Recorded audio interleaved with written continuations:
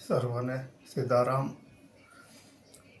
એક ભાઈનો પ્રશ્ન છે અને આમ તો ઘણી વાર સત્સંગમાં મારે બેઠા હોય છે તો ઘણી વાર અવારનવાર ભેગા થઈ જતા હોય છે. તો એમનો ફોન હતો, એમને વાત કરી કે ભાઈ મને ખ્યાલ છે સત્સંગમાં ઘણી જગ્યાએ ડાવડા જાય છે, તો મને સત્સંગની અંદર એ પણ ખબર છે, સત્સંગ પણ એમને આવડે છે, બોલે છે, તો મને જ્ઞાન છે અને પાછો થોડો ઘણો અનુભવ છે, પણ મને ઓહમ સોહમની પણ ખબર છે. એવો એનો પ્રશ્ન હતો કે ભાઈ મને ઓહમ સોહમની ખબર છે તો છતાં ગુરુ કરાવવા પડે, એમ ગુરુ કરવા પડશે,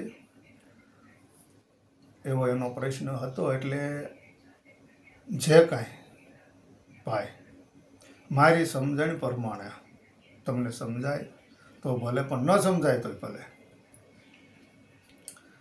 કે બધી ખબર હોવા છતાં અને અનુભવ જે કાંઈ હોય તે એ બધું હોવા છતાં ગુરુ કરાવવા પડે.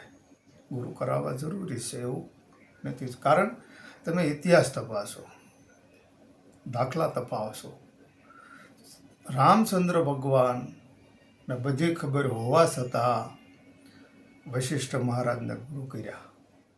અનેક પ્રશ્નો પૂછ્યા છે વશિષ્ઠ મહારાજને. યોગ વશિષ્ઠ મહારામાયણ છે, એ રામાયણ વાંચીએ તો ઘણું બધું જ્ઞાન પ્રાપ્ત થઈ જાય એમ છે. ઘણા બધા પ્રશ્નો પૂછ્યા છે રામે અને જવાબ આપ્યો છે વશિષ્ઠ મહારાજે. તો કૃષ્ણ ભગવાને પણ સાંદીપની ઋષિને ગુરુ કર્યા છે. સાંદીપની મુનિ કહે છે, કોઈ સાંદીપની ઋષિ કહે છે, એમને પણ ગુરુ કર્યા. કૃષ્ણ ભગવાનને બધી ખબર હોવા છતાં, રામદેવજી મહારાજને બધી ખબર હોવા છતાં, મહાપુરુષો ભગવાનની કક્ષાએ જે થઈ ગયેલા, પહોંચી ગયેલા વ્યક્તિઓ એવાય પણ ગુરુ કર્યા છે.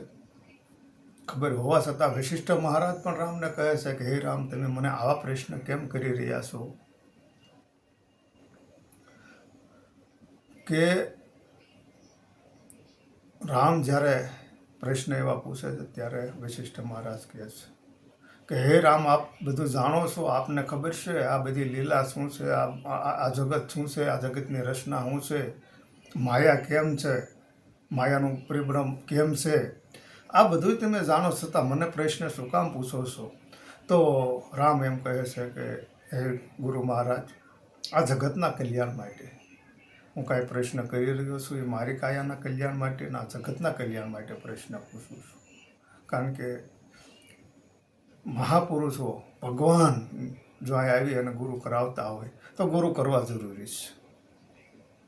પણ ગુરુ કેવા કરવા જોઈએ, ગુરુ કેવા હોવા જોઈએ, એ બધું તમારે પોતાને વિચારવાનું હોય છે.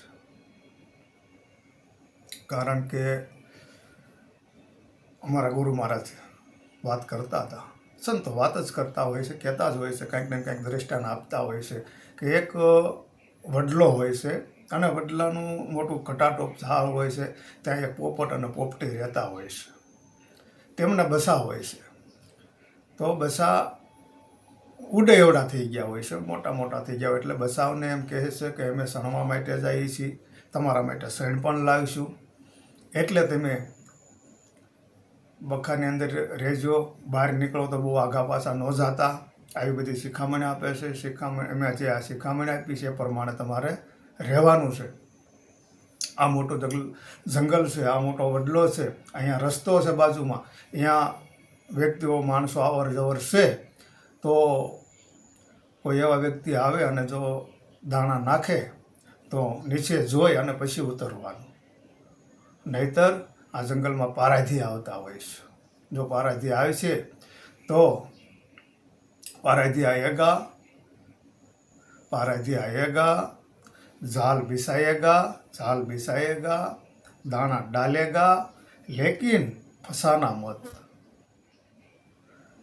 એમ જો પારાથી આવે કે અને ઝાડ બિછાવે તો તમારે એમાં સણવા માટે ઉતરવાનું નથી. જો ઉતરશો તો ફસાઈ જઈશું. એટલે બસાને આવી શિખામણ દઈને પોપટી અને પોપટ બંને સાઈન લેવા માટે વયા જાય છે. તો તાત્પર્ય એવું કહેવાનું થાય છે કે જે કાંઈ આપણી ક્ષમતા હોય છે, જે આપણને જ્યાં ભાવ હોય, આપણો જ્યાં પ્રેમ હોય, આપણી જ્યાં ઈચ્છા હોય, ત્યાં આપણે માથું નમાવી દેવું જોઈએ. માથું નમાવી દઈશું તો અહમ સોહમ છે એની ખબર છે, જ્ઞાનની ખબર છે, જે કાંઈ ઝીણા મોટો અનુભવ હોય એમાં મારો કોઈ ના નથી. પણ ગુરુ વિના મુક્તિ ન હોય, ગુરુ વિના પાર નથી પહોંચી શકાતું.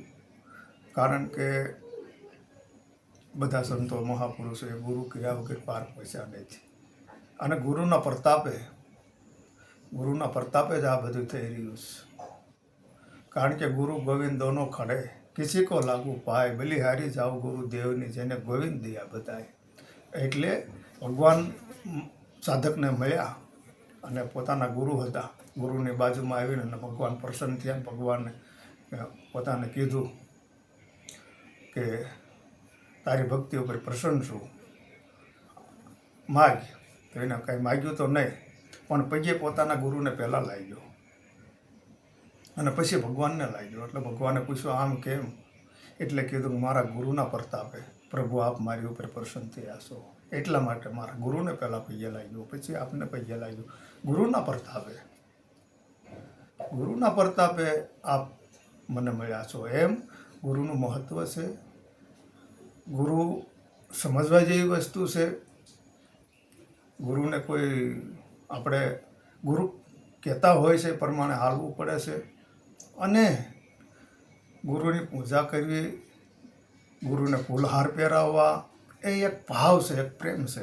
એ પોતાનો પ્રાઇવેટ પ્રેમ છે, નહીંતર એવું હોતું નથી. પણ એ એક પ્રાઇવેટ પ્રેમ છે, એક પ્રાઇવેટ પોતાનો ભાવ છે. એટલે એના હિસાબે કરે છે.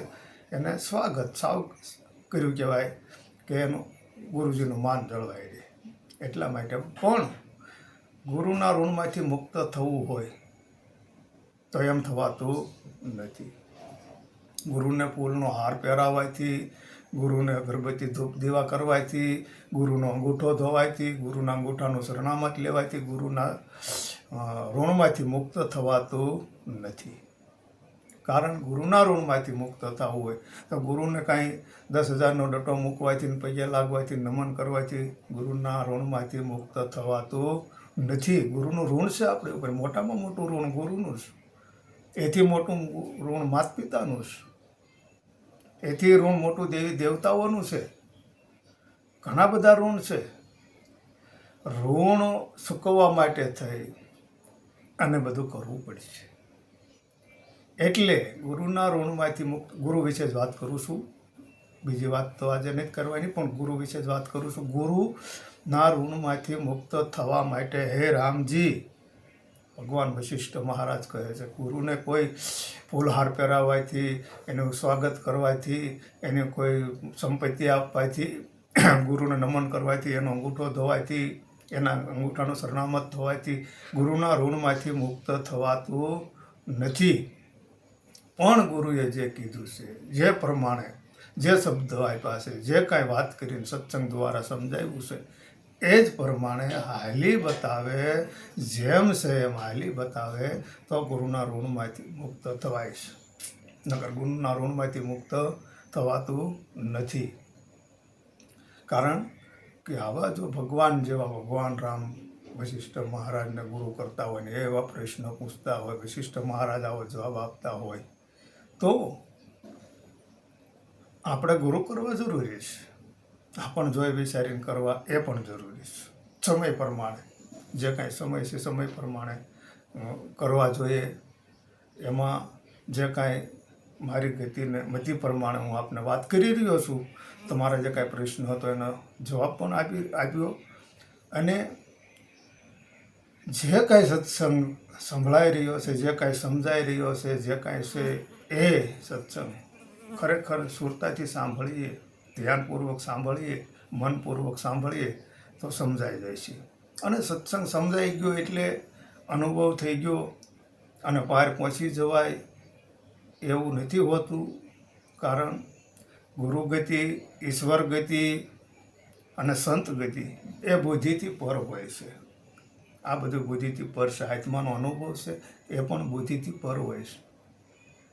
કારણ ગીતામાં પણ ભગવાને કીધું છે, મને બહુ એટલું બધું યાદ ન હોય, ગીતાજીમાં ભગવાન બોલ્યા છે કે ભાઈ મન, બુદ્ધિ, ઇન્દ્રિયોથી પર છે આત્મા. બુદ્ધિથી પણ પર છે, ઇન્દ્રિયોથી પણ પર છે, મનથી પણ પર છે આત્મા. બુદ્ધિ છે, જે કાંઈ હું સત્સંગ કરી રહ્યો છું, જે કાંઈ વાત કરી રહ્યો છું, એ બુદ્ધિથી કરી રહ્યો છું વાત. એની સાથે અનુભવ નીકળતો હોય છે. પણ એ અનુભવ જ્યારે કોઈ પણ વ્યક્તિને થાય, સત્સંગ સાંભળતા એ બુદ્ધિથી પર થઈ જાય, એ દેહથી પર થઈ જાય, એ પોતાના દેહનું ભાન ભૂલે, આવી જો સ્થિતિ બને, આવી એક સ્થિતિ છે, સ્થિતિ બને, તો એને ખ્યાલ આવે કે હું કોણ છું, મારું સ્વરૂપ કેવું છે, કેવી રીતથી છે બધું. ભ્રાંતિ ભ્રમણા જે કાંઈ સંકલ્પો વિકલ્પો છે એ મનના મટે, અને સત્સંગ સાંભળતા મન સહી સુરતા બની જાય, તો એ સમયે પણ આ બની શકે છે. પોતાના ઘરે પણ આ બની શકે છે. એ બધું બુદ્ધિથી પર છે. એ પછી થોડી ઘણી વાત આપણે કરી શકીએ છીએ, જેમ સેમ વાત પણ નથી કરી શકતા. જેવો કાંઈ અનુભવ થયો હોય, જેવો કાંઈ અંદરથી આનંદ પ્રગટ થયો હોય, આનંદ કેવો પ્રગટ થયો, કેવી રીતે થયો, અને એ લહેરખી કેવી આવી, એ કેમ કહી શકું? એટલે એ બુદ્ધિથી પર છે. આત્મા તત્વ છે એ પણ બુદ્ધિથી પર છે. તો ગુરુ કરાવવા જરૂરી છે. જોઈ વિચારીને, સમજી વિચારીને ગુરુ કરાવો. અને જ્ઞાન હોય અને જીવન સારું જીવી શકો છો, જીવન સારું જીવો છો, પછી ડર કોનો? ગુરુ કરાવીને આગળ જીવન જીવો, મોજ મસ્તીથી જિંદગી જીવો, આનંદથી જિંદગી જીવો. જે કાંઈ આપણે ક્યારેક ભેગા થતા હોય ને મેં વાત કરી હોય પણ મને ખ્યાલ નથી શું વાત કરી, એમ છતાં આપણા ઘરના સભ્યો હારે, બધા હારે હળીમળીને રહેવાનું.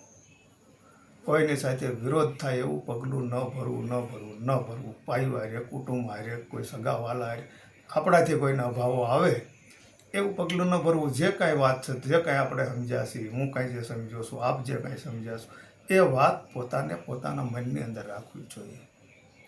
સર્વ જાણવા છતાં, જે કાંઈ સત્ય હું છે, હકીકત જાણવા છતાં, જે કાંઈ જગતની અંદર થઈ રહ્યું છે એ પણ એક આપણે વ્યવહારિક દ્રષ્ટિએ રહેવું પડશે. કારણ અત્યારનો જે સમય છે એ સમય પ્રમાણે હાલવું પડશે, વર્તમાન સમય પ્રમાણે હાલવું પડશે. એટલા માટે જે કાંઈ મને સૂઝ્યું એ પ્રમાણે મેં આપને જવાબ આપ્યો છે. ઈશ્વરે, ભગવાને, પરિબ્રહ્મ પરમાત્મા, જેને આપણે શ્રી રામચંદ્ર ભગવાન કહીએ, કૃષ્ણ ભગવાન કહીએ, રામદેવજી મહારાજ કહીએ, રામદેવ પીરજીને કહીએ, એવા એ ગુરુ કર્યા છે. એટલે ગુરુ કરવા જરૂરી છે, પણ ગુરુ છે એ લક્ષ્ય બતાવી દે એટલે પછી ગુરુ એમ કહે કે ભાઈ ગુરુ હું નથી, આ દેહ છે એ ગુરુ નથી. પછી ગુરુ કોઈ બીજા છે. ગુરુ અને સદગુરુ. ગુરુ છે એ દેહિક ગુરુ છે, અને સત્ય ગુરુ છે એ સર્વમાં વ્યાપક છે, જેને પરિબ્રહ્મ પરમાત્મા આપણે કહીએ છીએ. એ સર્વમાં વ્યાપક છે. એ ઓહમ સોહમથી પર છે ભાઈ. ભલે આપને ઓહમ સોહમની ખબર હોય, જે કાંઈ હોય તે, પણ પરિબ્રહ્મ પરમાત્મા છે, જે આત્મતત્વ છે, જેને પામવા જઈ રહ્યા છે, એ ઓહમ સોહમથી પર છે. ઓહમ છે કાયા ભઈ, સોહમ છે મન હોય. ઓહમ છે કાયા ભઈ, સોહમ છે મન હોય. ની અક્ષર છે શ્વાસા ભયા, શરણદાસ ભલી જોઈ. થોડો વિચાર આની ઉપર કરજો. સર્વને સીતારામ.